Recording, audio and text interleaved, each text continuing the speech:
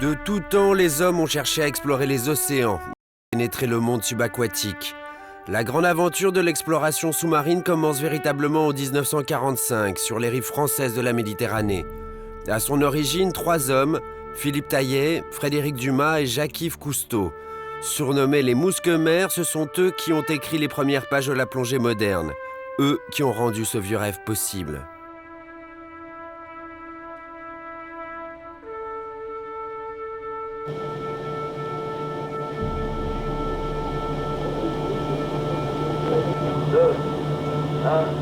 Retardement.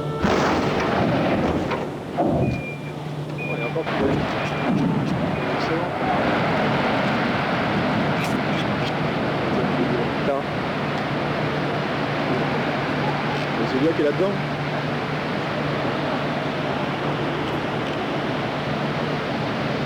Monte plus tard. Les autres, il reste dedans. C'est où vous avez contacté.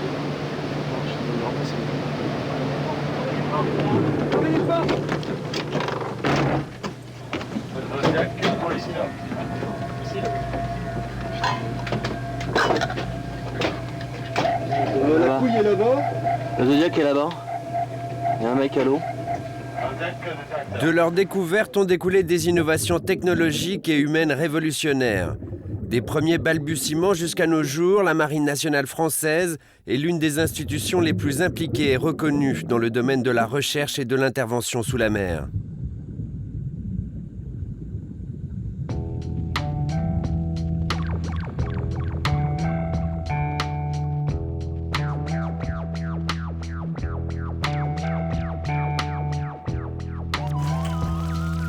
Si la mer fait rêver, elle est avant tout un milieu hostile où le moindre incident peut très vite tourner à la tragédie.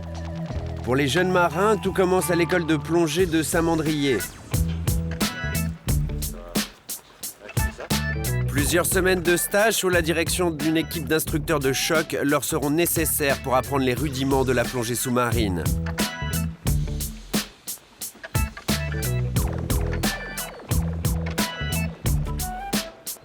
Natation, découverte de l'élément, manipulation du matériel, théorie et sécurité sont au programme. Autant d'épreuves qu'il leur faudra passer avec succès pour obtenir leur diplôme de plongeur.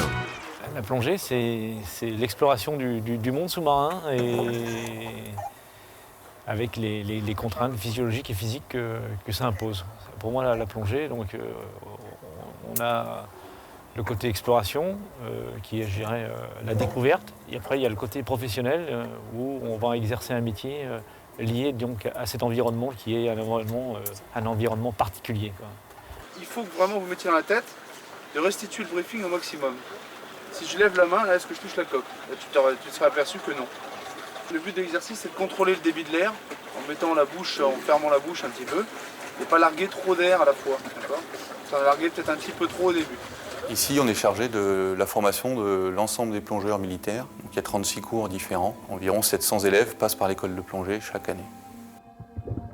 Le plongeur de bord, c'est le cours initial. Donc, on apprend aux plongeurs à plonger entre 0 et 35 mètres en circuit ouvert à l'air. Et donc, c'est dans le but d'intervenir sur les bateaux pour des menus travaux sous-marins. Il y a des plongées qui sont éliminatoires, enfin pas éliminatoires, mais dans le sens où on a des exercices à réaliser. Si les exercices sont réalisés correctement, bah, ça passe. Sinon, on a un rattrapage et si le rattrapage n'est pas bon, et ben, après on est convoqué et puis on voit ce qui n'a pas été, tout ça. Et puis sur décision après du commandant, s'il y a possibilité d'être exclu, quoi.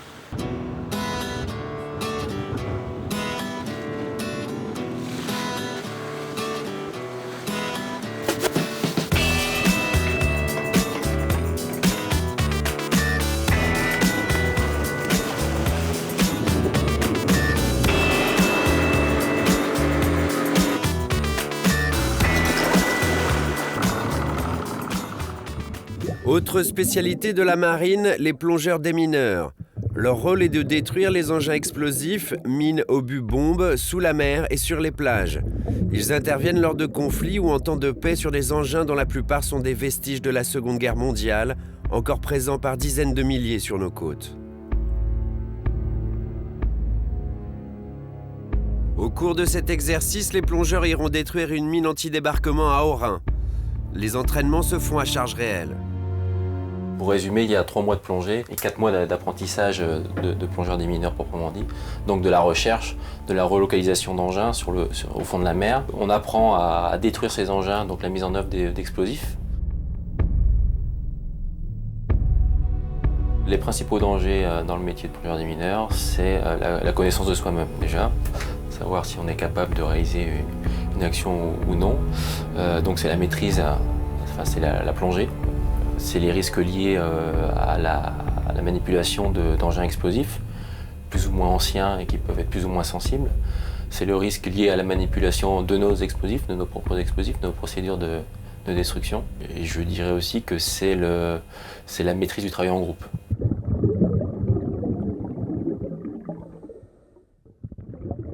Lorsqu'on est devant un engin au fond de l'eau, on ne ressent plus rien.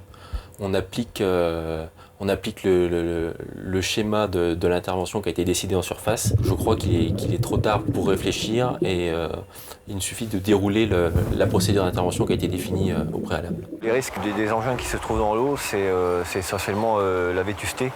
C'est des engins qui sont là depuis très longtemps, donc il faut pas trop les bouger et savoir qu'ils sont toujours actifs, quoi. Que la charge est toujours en place et qu'ils sont toujours dangereuses. Le principe des fonctionnements des mines est extrêmement varié. Et presque tous les systèmes existent et tous les systèmes peuvent être développés. Certaines sont même dirigées contre les gens chargés d'intervenir pour les détruire. En fonction de la menace à laquelle elles s'appliquent, elles sont plus ou moins dangereuses pour un plongeur.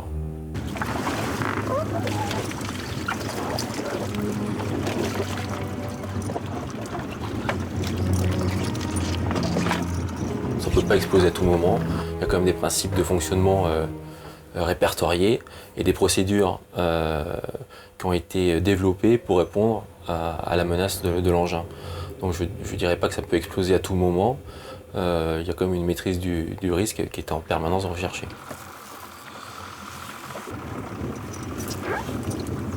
5, 4, 3, 2, 1, mise à feu.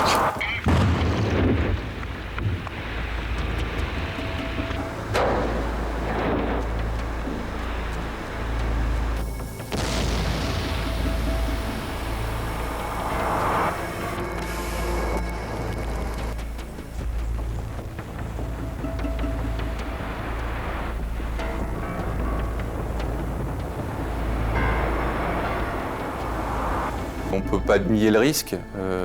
Il y a le côté plongée qui est dangereux et le côté déminage.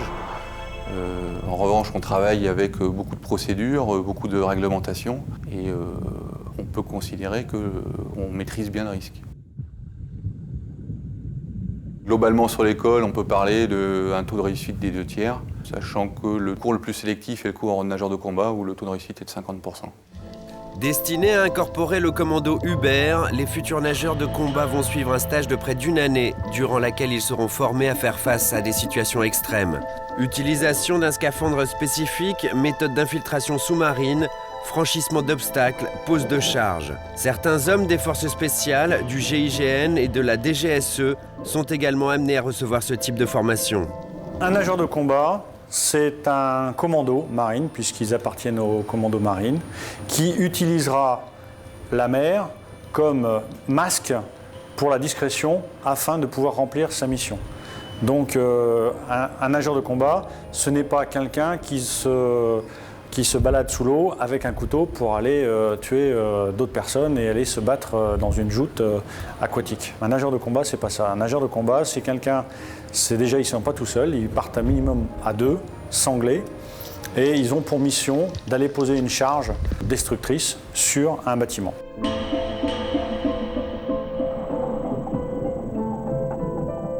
Alors un nageur de combat ne fait pas de bulles, parce qu'il a un appareil spécial, un appareil respiratoire spécial qui lui permet de ne pas faire de bulles. Le nouvel appareil des nageurs de combat, c'est celui-là, c'est le Frogs. C'est un appareil qui permet de pouvoir rester 4 heures en dynamique et 6 heures en statique. Il a une bouteille de 2 litres d'oxygène pur et à l'intérieur, il y a une cartouche de chaux sodée. Chaque grain de chaux sodée capte le CO2 émis lors de l'expiration. Ce type d'appareil respiratoire à circuit fermé limite les plongeurs à une profondeur de 6 mètres, seuil de toxicité de l'oxygène pur. Une incursion plus profonde les exposerait à l'hyperoxie, qui se traduit par de violentes crises d'épilepsie. Pour les nageurs, la mer sert à rester discret, donc à aller atteindre une cible, un objectif en étant complètement discret. On peut imaginer le nageur de combat qui quitte son sous-marin, qui est au large et qui va rallier son objectif en étant en dessous de l'eau, donc indétectable, puisqu'il ne fait pas de bulle du début à la fin. Pour être nageur de combat, la grande difficulté, c'est de pouvoir accepter d'être dans l'eau pendant longtemps et dans le noir. Pour les élèves qui ne terminent pas le stage, c'est bien sûr considéré comme un échec par l'individu, mais également par l'école de plongée. Donc d'abord on essaye bien sûr d'être le plus pédagogue possible et pour mieux les former. On m'a expliqué votre situation, on a débattu de vos résultats, en pratique comme en théorie.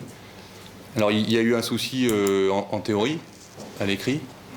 On a organisé un oral de rattrapage et les résultats sont pas meilleurs.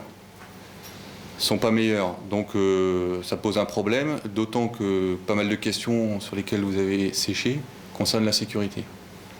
Alors, la sécurité à l'école de plongée, on peut pas jouer avec ça. En plongée, on ne peut pas jouer avec ça. Vous ne serez pas certifié. En revanche, on pense que si vous vous représentez, ça pourrait le faire. Voilà. Merci. On élimine parfois des élèves parce qu'ils sont physiologiquement, ils ne supportent pas les mélanges. On peut prendre l'exemple de la narcose à l'air. On a eu des élèves qui faisaient des syncopes à 60 mètres et ils ne veulent pas s'arrêter pour autant, quoi. On est obligé de leur dire non, et on te sauve la vie, mais il faut que tu arrêtes.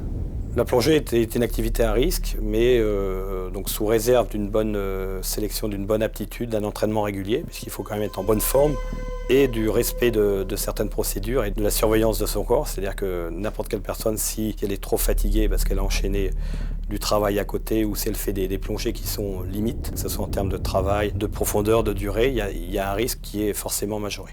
C'est un métier à risque, puisque dans ce cadre de plongée, plongée saturation ou dans le cadre de plongée, le plongée autonome, le risque zéro n'existe pas malgré les précautions qu'il y a.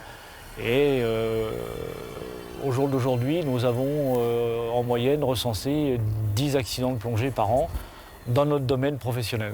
Un plongeur va être soumis à la pression de l'eau. Et les premiers problèmes qu'on rencontre en particulier chez le débutant, ce sont tous les barotraumatismes liés à cette pression qui vont concerner les cavités qui contiennent de l'air dans l'organisme. Donc tout ce qui est oreille, sinus, éventuellement le tube digestif. Donc ce sont les premiers problèmes qui sont relativement bénins dans l'ensemble, mais qui peuvent, en particulier au niveau de l'oreille interne, être quand même beaucoup plus graves en termes de séquelles éventuelles. Ensuite, on a tout ce qui est également accident toxique lié à la toxicité des gaz qui sont respirés en pression. Tout le monde connaît les problèmes de narcose à l'azote ou d'ivresse des profondeurs, donc qui concernent normalement les plongées relativement profondes à partir de la zone des 40 mètres, mais chez certaines personnes, en particulier dans un cas de fatigue, de mauvaise forme, ça peut arriver plus tôt. Donc tous ces accidents peuvent avoir des traductions dramatiques en termes de risque de perte de connaissance. En fait, on trouve les 3 contraintes de l'eau. C'est irrespirable, donc il faut arriver à déterminer un appareil qui ait un confort ventilatoire suffisant pour faire un travail sous l'eau. Le deuxième axe, ça sera surtout tout ce qui est la dissolution des gaz dans l'organisme. Donc il faut mettre au point des procédures, un modèle mathématique qui permette à un homme qui a séjourné sous l'eau ou en pression de remonter en surface, de retrouver la pression atmosphérique sans faire d'accident. Et le troisième volet, c'est toute la partie thermique, c'est le troisième volet du milieu agressif qui est l'eau, c'est des contraintes thermiques et on est obligé donc de protéger notre plongeur par des équipements plus sophistiqués possibles sans engendrer trop de contraintes pour qu'il puisse toujours travailler au fond.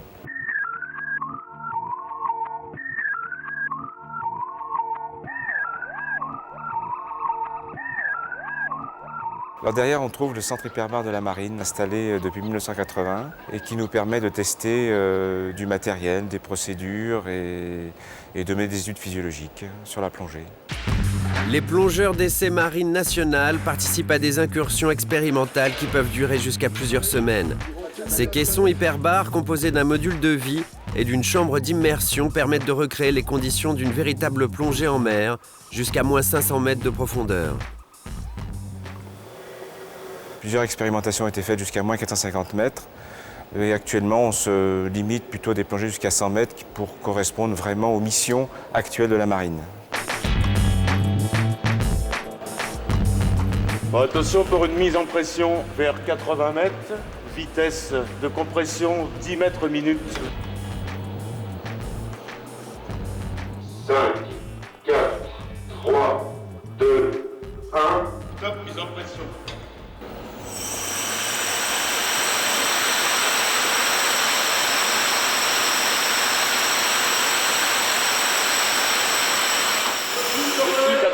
Stop.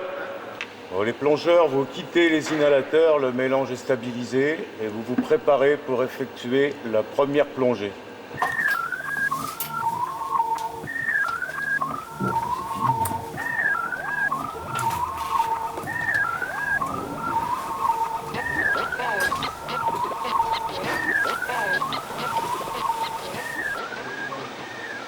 Je pense qu'on a quand même pratiquement atteint les limites du fait des gaz possibles que l'on peut utiliser en plongée, puisqu'on est allé jusqu'à l'hydrogène pour essayer de trouver le gaz le plus léger possible. La question constante, c'est trouver le meilleur modèle mathématique pour essayer de trouver une procédure pour avoir les meilleures tables de plongée possibles. C'est un travail constant.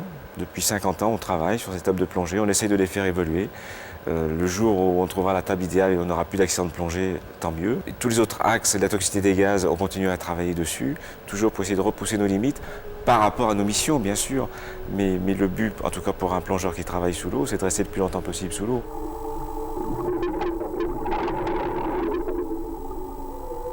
L'idée de remplacer l'air qui est utilisé par le plongeur ou le gaz, de le remplacer par un liquide, phénomène idéal, puisqu'à ce moment-là, on n'est plus soumis aux variations de pression, le liquide étant incompressible. Je crois que ça reste du domaine encore de l'utopie. Il y a eu des essais au début du siècle, des physiologistes qui se sont même noyés un poumon pour essayer d'étudier, voir s'il était possible justement de remplacer l'air ou le gaz. Mais donc pour le moment, c'est plutôt l'échec que la réussite. Mais je crois qu'il ne faut pas oublier que l'homme n'est pas un poisson, tout simplement.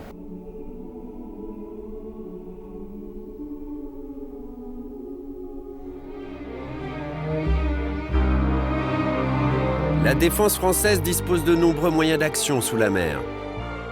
Parmi eux, les SNA, sous-marins nucléaires d'attaque. Ces monstres d'acier de 74 mètres de long pour un poids avoisinant les 3000 tonnes embarquent jusqu'à 75 marins pour des missions pouvant durer plusieurs semaines.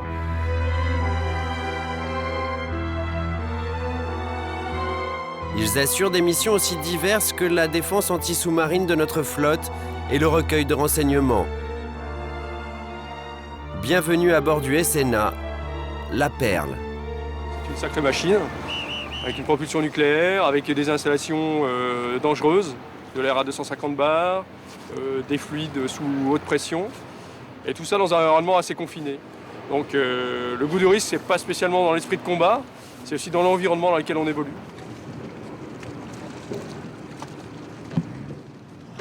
Quand on prend la mer, on a toujours aussi, pas peur, mais quelques appréhensions.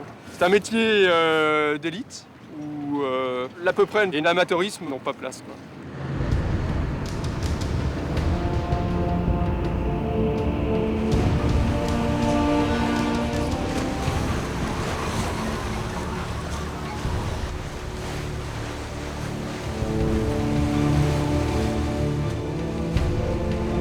Les conditions de confinement et d'éloignement extrêmes obligent la Royale à une stricte sélection. Les candidats sont triés sur le volet et doivent subir toute une batterie de tests physiques et psychologiques avant d'être déclarés aptes à embarquer. Monsieur.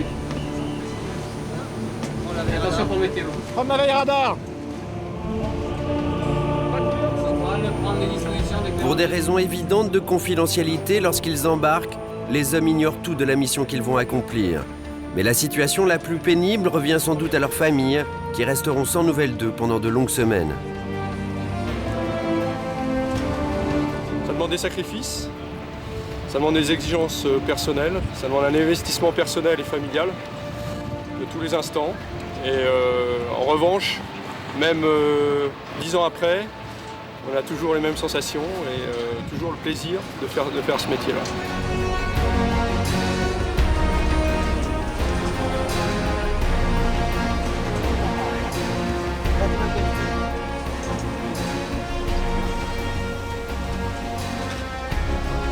Reçu. Toute purge ouverte. Purge ouverte. Bien. Décolloscope de IC, attaque, éveil. Je rentre le périscope de l'éveil. Je rends le PSP à l'attaque. Je rentre le périscope d'attaque et le veille. Le veille affalé. Immersion 7. Commandant à bord d'un sous-marin, effectivement, il a une cabine extraordinaire. Donc vous pouvez voir mon domaine extraordinaire. Ça ressemble plutôt à l'installation d'une petite caravane. En revanche, effectivement, je suis le seul à bord à avoir une cabine tout seul. Quand on se déploie, on est 75 personnes à bord et il y a uniquement 3 WC et 3 douches à bord pour l'ensemble du personnel. Il y a 2 bâtiments à la vue. C'est une caractéristique des sous-mariniers, c'est de savoir durer. Et pour savoir durer, il faut former un équipage soudé avec des gens qui ont confiance les uns dans les autres et qui se vérifient les uns les autres. Le sous-marin sert principalement par le fait que justement il ne peut pas être vu. On peut observer un pétrolier qui dégazerait au large sans avoir prévenu. On peut observer un bâtiment faisant du trafic d'armes ou du narcotrafic. Un sous-marin, ça ressemble complètement à un avion, ça évolue exactement pareil. Au lieu que ça soit dans l'air, ça évolue sous l'eau. La grosse différence, c'est qu'on pilote devant des cadrans au lieu de voir où est-ce qu'on se dirige. On est tellement en sécurité actuellement sur ces bâtiments que le vrai danger, c'est oublier qu'on est sous l'eau. Au cours de ces immersions qui peuvent durer jusqu'à 2 mois, le SNA La Perle évolue dans une zone pouvant aller de 0 à 300 mètres de profondeur. C'est bon, on fait le mouvement des J. Première fois où on plonge, on se demande vraiment ce qui va se passer parce que vous avez entendu la coque craque et c'est impressionnant. Et là on se dit, on est quand même en immersion et s'il y a un problème, on a intérêt à bien réagir. Top lancement. Oui, c'est un point. Mine de partie. Top, bien pointé. Je vais accélérer pour faire défiler les voiliers. Totalement aveugle, La Perle se fie à ses oreilles, de très puissants sonars capables de détecter le moindre son à des dizaines de milles à la ronde. La seule possibilité pour le sous-marin de se repérer, c'est l'écoute. Et c'est la chose la plus importante à bord, ce sont bien les sonars. On en a quoi la reprise sur la carangue à 4000 mètres. Alors là actuellement, ce qu'on entend, c'est le cachalot. Et derrière, on entend un peu plus sourd, les petits cliquetis beaucoup plus rapides. C'est un banc de crevettes. On peut supposer que le cachalot est actuellement en train de chasser le banc de crevettes. Là, actuellement, je peux vous dire que le cachalot se trouve sur notre bâbord, donc légèrement sur l'arrière, arrière-bâbord. C'était à 075 2000 mètres. Les fonds marins, non, ce n'est pas le grand silence. On appelle ça le monde du silence, mais c'est en perpétuel mouvement, en perpétuel bruit. La responsabilité des sonars est un poste clé à bord du SNA. Les spécialistes sont surnommés les oreilles d'or pour leur capacité à identifier l'origine et la provenance des signaux qu'ils entendent. En écoutant un bateau, la signature d'un bateau et en s'aidant aussi de la signature spectrale de ce bâtiment, on peut dire la classe du bateau et éventuellement le nom si celui-ci a une signature bien spéciale. Je me suis retrouvé un jour à être au bord du France et à cet âge-là, j'ai dit je serai marin quand je serai grand et ça ne m'a pas quitté.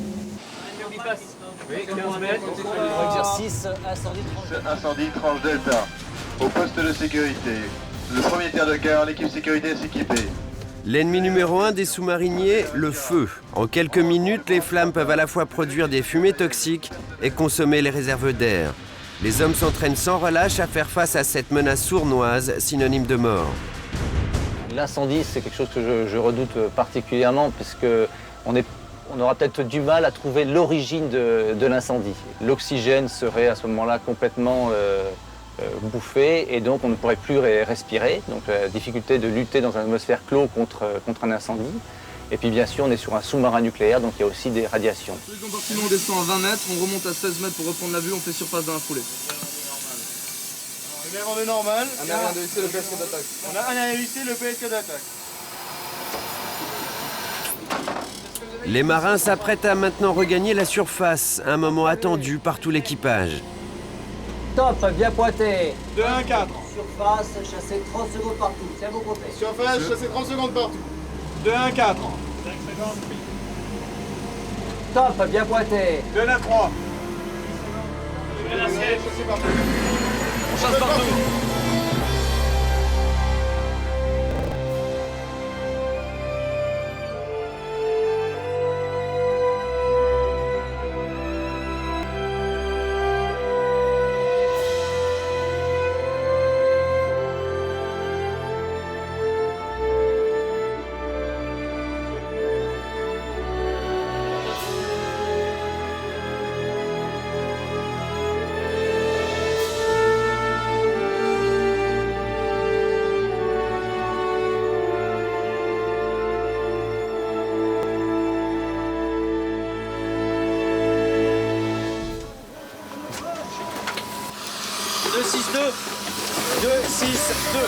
Mais l'entraînement reprend. Cette fois, les hommes de la Perle simulent l'attaque d'un bâtiment ennemi.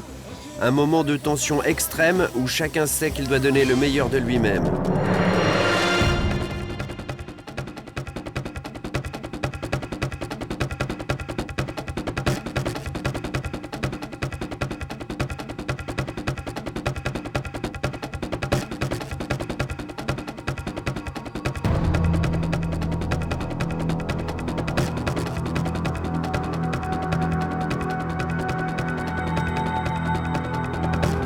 Il y a eu l'accident du sous-marin Emeraude. Il s'est passé comme arrive beaucoup dans le monde, aussi bien les accidents d'avions, etc. Sur ces bateaux, il peut aussi y avoir des accidents. Le risque est maîtrisé, malgré tout, mais là, il y a eu une fuite de vapeur accidentelle et 10 de nos camarades ont laissé leur peau. Et ça restera à jamais dans notre mémoire.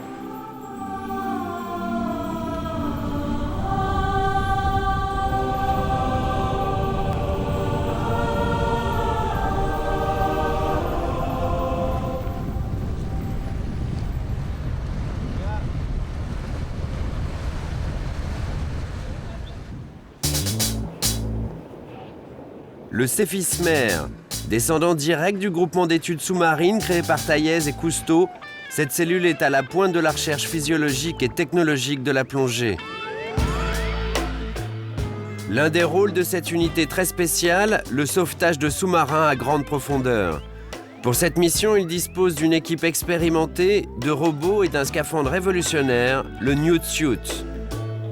Alors le scaphandre atmosphérique Newt Suit que vous avez derrière moi, c'est avant tout le moyen que possède actuellement la marine pour assurer l'assistance d'un sous-marin en détresse. Donc son but premier, c'est d'aller, dans le cas d'une catastrophe survenant à bord d'un sous-marin posé sur le fond, c'est d'aller mener une expertise jusqu'à 300 mètres de fond sur ce sous-marin et surtout de lui assurer une assistance, que ce soit en le ventilant, c'est-à-dire en lui amenant de l'air frais, ou que ce soit en lui amenant de l'eau, de la nourriture. Bon, bien évidemment, c'est une assistance, donc c'est le moyen pour nous d'assurer la survie de l'équipage du sous-marin en attendant un moyen de secours plus conséquent pour les sortir de la coque du sous-marin.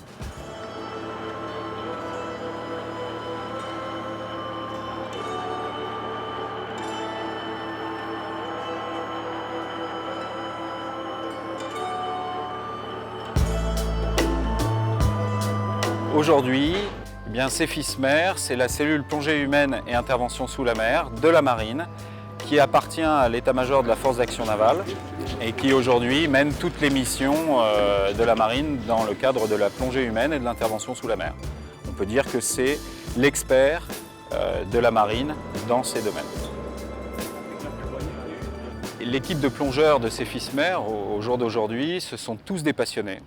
Chacun dans un domaine particulier, ça peut être les travaux sous-marins, la plongée par système, le matériel, les études physiologiques, Mais tous, ils ont un trait commun, c'est cette passion pour la plongée. Aujourd'hui, faire ce métier-là et être acéphiste-mer, c'est plus qu'un rêve d'enfant. J'ai commencé, je dirais, à rêver de la plongée et de la mer en particulier grâce à l'Odyssée sous-marine du commandant Cousteau, dès mon plus jeune âge. Et j'ai commencé la plongée sous-marine à l'âge de 12 ans en club pour passer mon brevet élémentaire. Donc c'est une très vieille histoire. Je suis entré dans la marine en 1969 par l'école des Mousses et je suis parti dans les systèmes de transmission. Chez nous, on appelle ça transfiliste, c'est-à-dire que j'ai une formation d'électronique.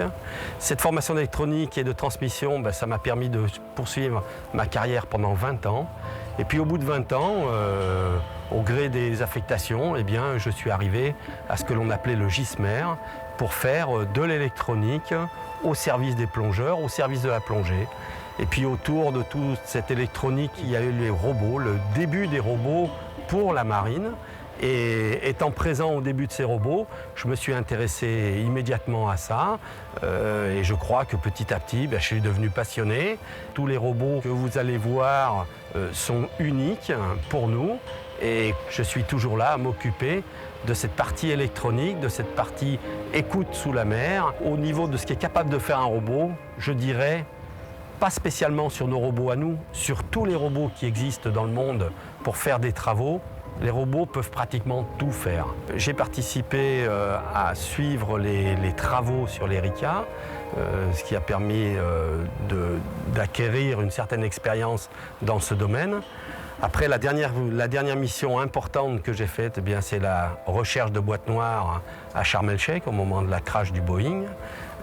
Mission où on a pu réellement trouver ces boîtes noires et on a pu diriger le robot que l'on a fait venir pour les ramasser. À partir du moment où on réussit à adapter des outils par rapport au style de robot, par rapport au travail qu'il y a à faire, je pense que l'on peut faire énormément de choses.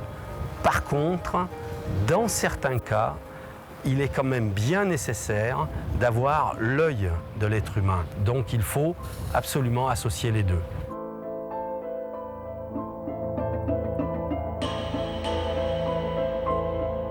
Il faut vraiment faire corps avec le robot. Et pour faire corps avec un robot, il faut considérer qu'on est assis dessus, devant, et que l'on ne va pas, contrairement à l'être humain, être capable de tourner la tête à droite ou à gauche, mais qu'il va falloir faire pivoter le robot. On est assis bien fixe. Et dans ce cas-là, on est bien obligé, au fond de la mer, de se sentir comme un plongeur, au travers d'écrans et au travers de manettes, mais on doit absolument se sentir comme un plongeur parce que il faut toujours s'inquiéter de ce que l'on a à droite, à gauche, en dessus, en dessous. On se sent, je dirais pas plongeur, mais je dirais dans un autre monde quand même. C'est tout à fait nécessaire pour bien piloter.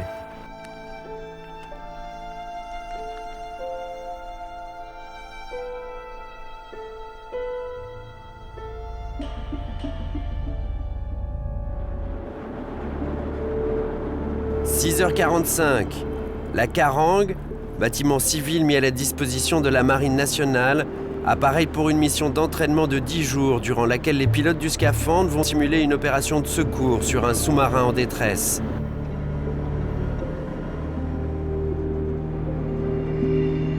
La section intervention engin est une toute petite équipe composée de 8 personnes où chacun a un rôle bien précis à jouer, où chacun possède des compétences particulières. Nous sommes en alerte 24 heures sur 24 et nous pouvons être projetés partout dans le monde par des moyens aérotransportables et ce en 72 heures.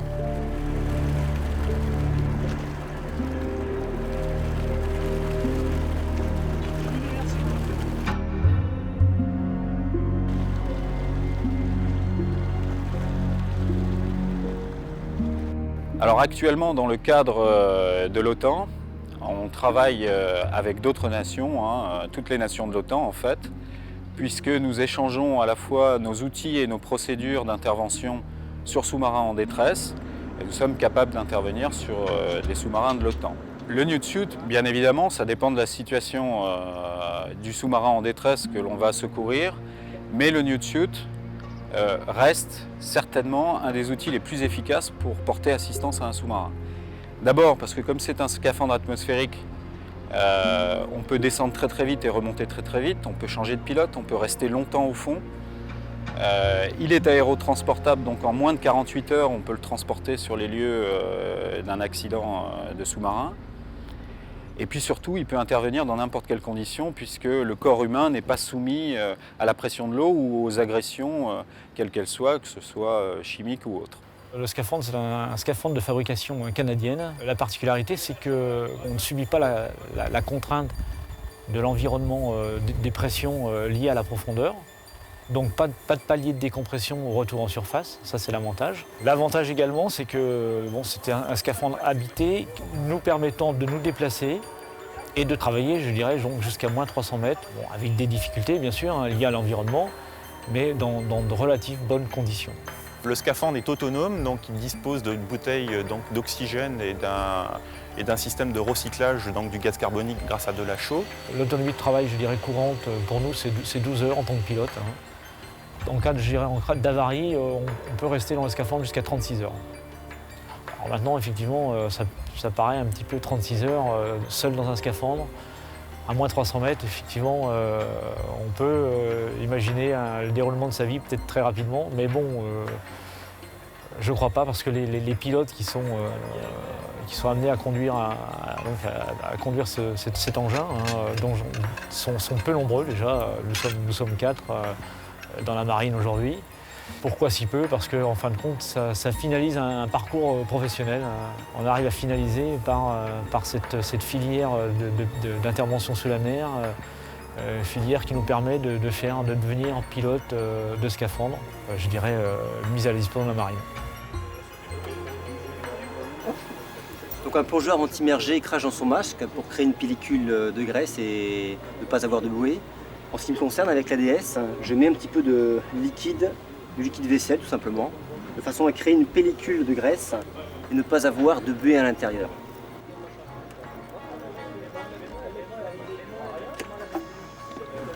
Bien voir, c'est important pour pouvoir atteindre son objectif le plus facilement possible. Maintenant, il nous arrive de plonger par moins 150 mètres, moins 300 mètres. Où effectivement, on ne voit rien du tout. On a juste une petite lumière. Effectivement, on travaille beaucoup à tâtons. Pourquoi c'est difficile de travailler sous l'eau? Tout simplement parce que c'est pas le milieu naturel pour l'homme. On ne possède pas ses mains, on ne possède pas ses 5 doigts. Donc attraper un objet à l'aide de pinces, c'est pas franchement évident. On n'a pas une vision globale de l'endroit où on travaille. Et il y a tout un tas de paramètres qu'il faut prendre en ligne de compte parce que sur le fond, il y a tout ce qu'il faut pour s'accrocher, pour s'en mêler. Donc il y a une gestion permanente de la sécurité sur le fond. Donc on ne peut pas commencer un travail de manière complètement désorganisée. Voilà pourquoi c'est compliqué d'intervenir par grande profondeur, jusqu'à 300 mètres, avec le suit. Avant de plonger, on pense exactement au travail qu'on va effectuer, parce que en réalité, c'est pas une plongée, c'est du travail. On part pour effectuer un travail bien précis. Donc dans la tête, on a toutes les séquences de travail qu'on va réaliser.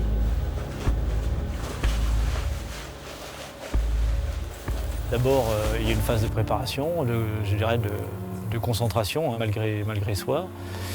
Et bien sûr, on pense essentiellement au travail qu'on doit exécuter.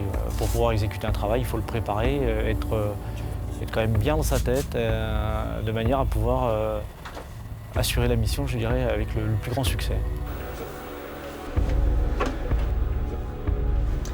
Eh bien, la pesée, c'est un moment très important parce qu'avant chaque plongée, on doit connaître parfaitement son poids. Parce que lorsqu'on rentre dans le scaphandre, on est dans une atmosphère et ce scaphandre qui pèse 300 kg, sous l'eau, il doit être réduit à 1-2 kg maximum de flottabilité négative. Et si je ne connais pas mon poids, je ne peux pas gréer mon scaphandre, lui mettre de la flottabilité. L'idée, c'est que le scaphandre ait une flottabilité légèrement négative pour pouvoir couler très doucement. Avant la plongée commence la checklist. Un moment clé où l'équipe responsable de la maintenance du suit va vérifier chaque vis, chaque flexible, chaque joint qui compose le scaphandre. Une opération qui demande la plus grande concentration car elle est garante de la sécurité du pilote en cas de sauvetage réel, de la survie d'un équipage d'un sous-marin en perdition.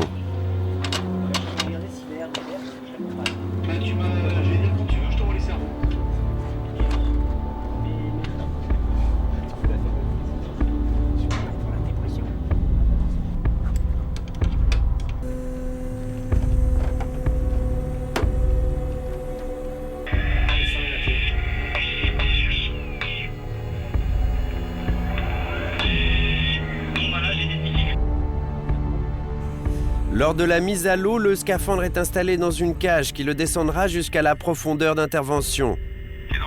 Une manœuvre qui demande la plus grande vigilance, notamment en cas de mer agitée.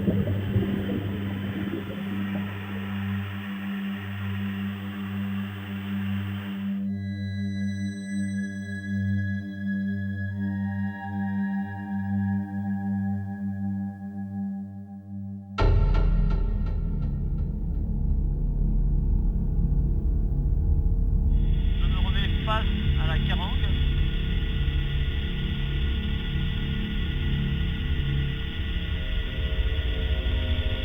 Voilà, je passe à la carangue, je descends. Voilà, je suis au fond, moteur. Mais le pilote n'est pas seul dans les profondeurs. Achille le robot assure la surveillance visuelle et peut l'assister en cas de problème.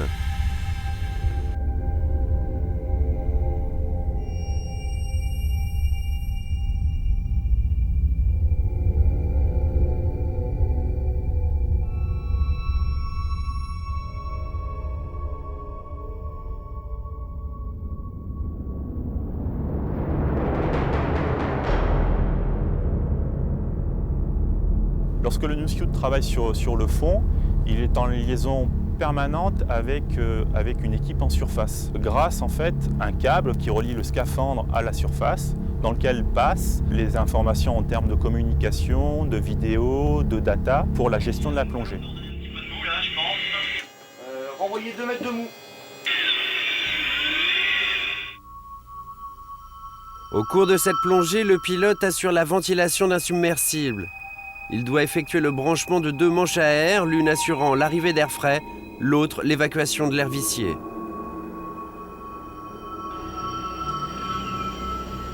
Il a la manche dans la main. Stoppez, stoppez.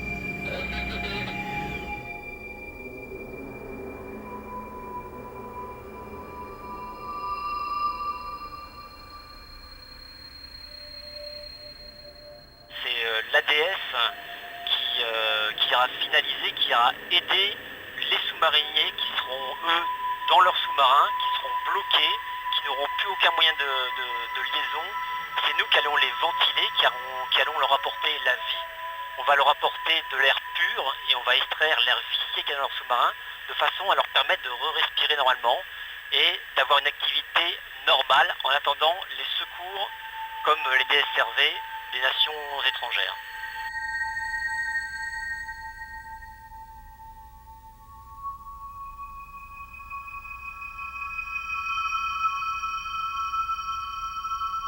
Pour effectuer ces missions, en réalité, il ne faut pas être stressé.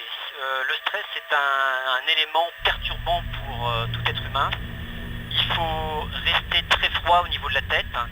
Il faut penser à la survie des sous-mariniers, mais également il faut penser à sa propre sécurité. Parce que si on néglige sa propre sécurité, on n'ira jamais au bout de la mission, parce qu'à un moment ou un autre, on sera bloqué sur le fond, et donc les sous-mariniers sont également en déperdition.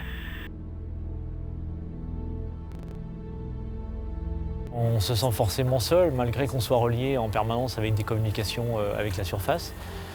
Mais seul, je pense que tous les plongeurs, et ça c'est c'est une valeur, je dirais, intrinsèque du plongeur, c'est d'aimer être seul quand même quelque part, puisque le fait d'être dans ce monde, comme disait Cousteau, le monde sous-marin, le monde du silence, parce qu'effectivement quand on est dans ce monde-là, on est dans un monde du silence, et donc le silence, on peut l'obtenir quand on est seul. Alors c'est pas un mode de vie, je dirais que c'est un choix, le choix d'être seul avec l'élément, et effectivement, je pense que ce choix-là fait partie de la sélection même je dirais de cette finalité professionnelle, je dirais, pour devenir pilote sur les engins. C'est pas que le métier est dangereux, c'est que, étant donné qu'on le fait toujours en sécurité, qu'on étudie toujours les cas non conformes, on effectue la plongée sans se demander en fait si c'est dangereux ou pas. Donc Bien entendu, si on annonce qu'on est en train de travailler par 300 mètres de fond et qu'on l'est relié à la surface que par un simple câble, et que s'il y a une entrée d'eau, il n'y a franchement pas de moyen de s'en sortir.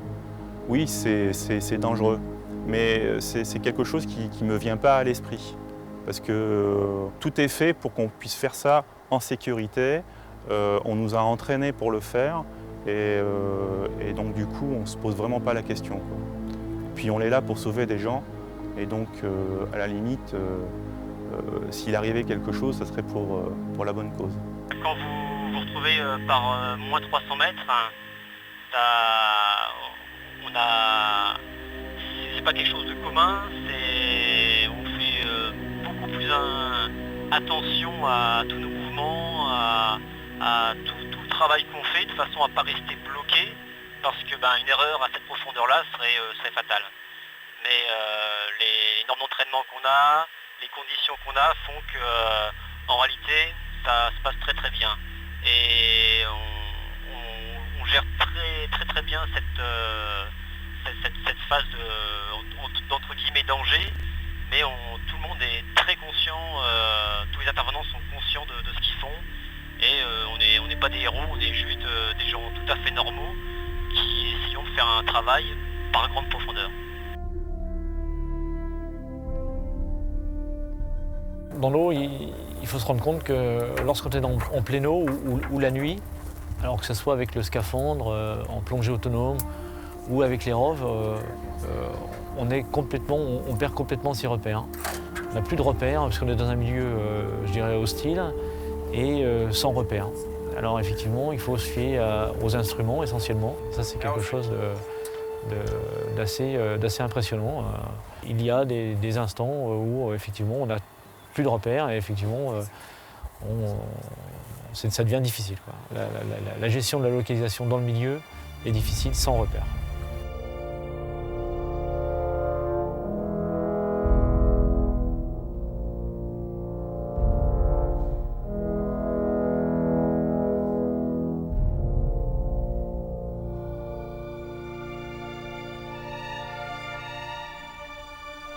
« 2 heures du matin, fin de la plongée. Le Sioux est remonté à bord. L'exercice aura duré plus de 4 heures. 4 longues heures vécues avec passion, durant lesquelles chacun des membres de l'équipage n'a eu qu'une seule idée, répéter les gestes jusqu'à la perfection. Car si les accidents de sous-marins sont rares, ils peuvent survenir à tout moment. Ce jour-là, des dizaines de vies seront en jeu et les hommes de Cefismer savent qu'ils n'auront pas le droit à l'erreur. Si j'avais pas été plongeur, j'aurais fait pilote de chasse. En l'occurrence, là, je suis pilote d'ADS, à savoir qu'il n'y en a qu'un seul en France. Effectivement, on pilote. La vitesse n'est pas du tout la même, mais dans les deux cas, je présume qu'il y a d'énormes contraintes, d'énormes difficultés que chacun doit gérer à sa propre valeur.